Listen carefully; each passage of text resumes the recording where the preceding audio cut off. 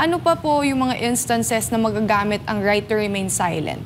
Ang right to remain silent or right against self-incrimination, Lala, MJ, pwede yan i-invoke hindi lang sa criminal prosecution.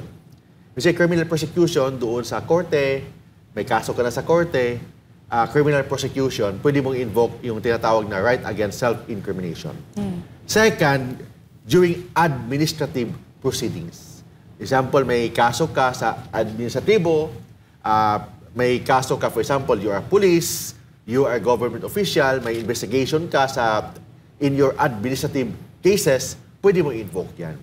Or even civil cases. In civil cases, may mga damages, yung breach of contract, mga ganun, pwede mo invoke yung right against self-incrimination or right to remain silent. And including legislative investigation. Like yung nangyari, I think last day, kay Pastor Kibuloy at saka mga kasamahan po niya, yun ang tinatawag na legislative investigation.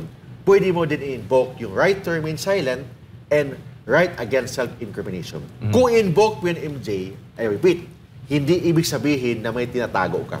Karapatan mo yan, nakalagay po sa ating saligang batas dahil, dalawa, for humanitarian reason, para at least hindi, ang government should not use coercive force to compel someone to testify against himself. Limitasyon sa power ng ating government and for practical purposes, to avoid somebody to commit perjury if you compel someone to testify against himself. Kuya Mark, dapat talaga i-invoke. Hindi dapat tahimik ka. Kasi pag sinabing tahimik ka lang, parang tantamount na ba yun na ini-invoke mo yung right to remain silent? Kasi hindi ka nagsalita. Silent eh. Oo. Kailangan mo i-invoke. I-invoke talaga. Kailangan mo i-invoke kasi kung nakaupo ka lang dyan, that's why you need to have a lawyer. Lawyer na taga-bulong dyan during legislative investigation or sa korte, the lawyer will object. For example, may question sa kalabang abogado, tatanungin ka, MJ, ikaw ba ito? Ikaw ba yan? O, pwede mo i-invoke ang right against self-incrimination. Kasi kung hindi mo i-invoke, sinagot mo, ni-waive mo yung right against self-incrimination or ni-waive mo yung right to remain silent. Kailangan mo i-invoke or kailangan yung abogado mo mag-object. Kung hindi mag-object ang abogado mo, tapos ikaw, pag tinanong ka ng kalaban mong abogado, sinagot mo agad, it means you're already waiving your right against self-incrimination. So therefore, if you waive your right against self-incrimination, yung testimony mo can be used against you.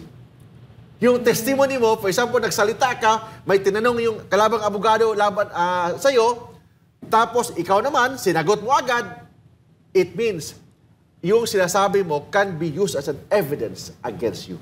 Yun yan. Pero sa mga legislative inquiries na napapanood ko, pinapalayo yung abogado eh. Ang abogado, sometimes, they are not allowed to testify because ang mga during legislative investigation, they are actually witnesses or resource person. Pero pwedeng mag-advise during the questioning of the accused. Yes, hindi sila accused, they are resource persons. Ay, the resource person. So, pwedeng mag-advise, pwedeng bumulong, but hindi pwedeng magsalita. Nandiyan yan sa rules ng Senate na bawal ang mga abogado magsalita, only the resource person.